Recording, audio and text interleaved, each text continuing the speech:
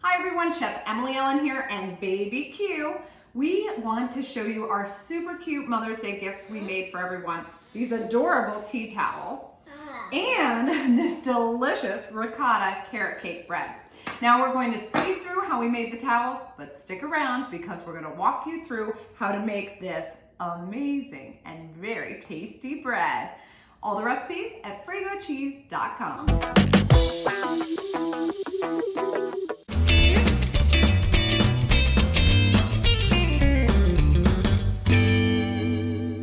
While Quinton and Mommy's art project dries, we're gonna make our carrot cake bread.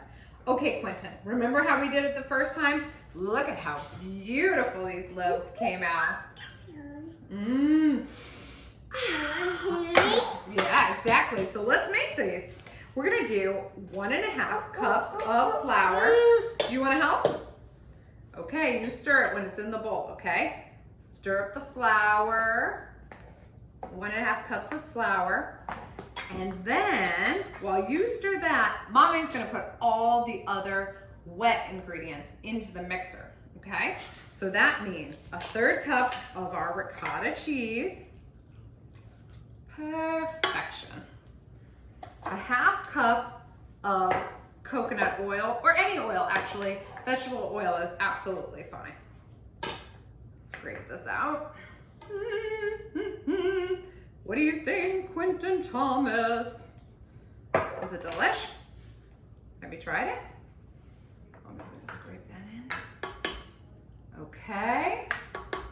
And then 2 eggs. Uh-oh. Brown sugar. Lots of shredded carrot. And how I shredded my carrot is I just took my cheese grater, my box grater, and shredded them up. So I'm gonna add that. And then Quinton, I'm gonna put all kinds of spices in your dry ingredients. So I have ginger, cinnamon, nutmeg, but you are absolutely okay with just substituting with your favorite pumpkin pie seasoning or some of your warm Christmas spices. Now the recipe's at frigocheese.com, so be sure to check that out. Now, I'm also adding some salt, some baking soda and baking powder, and Quinton is gonna stir that up. Why don't you give that a good stir, baby boy? While Mommy takes the mixer and starts mixing these wet ingredients.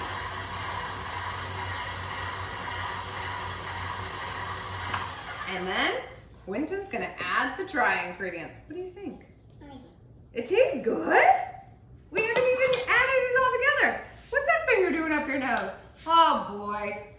Tough crowd here, guys. Now, oh, wait, let me put it down for 1 second. Let me put the dry ingredients in. Oh, bless you. And I'm gonna put a touch of vanilla for a little extra flavor. And then we're gonna mix it up. Is it all in there? Excellent. Okay, Mommy's gonna stir it up. Check this out, Q. Whoa! Yeah, we don't wanna overmix it. So I'll stop it now, take it out. See if Quinton's stamp of approval's on it. Our oven's already preheated to 350. And as I move all this stuff out of the way, I'm going to spray a loaf pan. Now, if you do 2 mini loaves like I did before, you'll adjust the time slightly, but it's still 350 degrees. Oh, it's good. And it will cook for about 55 to 60 minutes or until a toothpick comes out clean. Okay, let me add this batter in. Delicious. You asked me. What do you think? Let me show everybody. Hold on, let me move this out of the way. And then, Quinton and I's favorite part. What's our favorite part? Adding the toppings. All right, add the toppings. And if you add toppings like this, be sure to give it a quick spray before you put it in the oven so they don't burn. And then pop it in the oven, like I said. Middle rack, 350 degrees for about 55 minutes. And when we come back, we'll show you our Mother's Day treat. more. Now for the taste test. What do you think? Baby tested and approved. And mommy tested and approved. What do you think? More? The recipe's at frigocheese.com.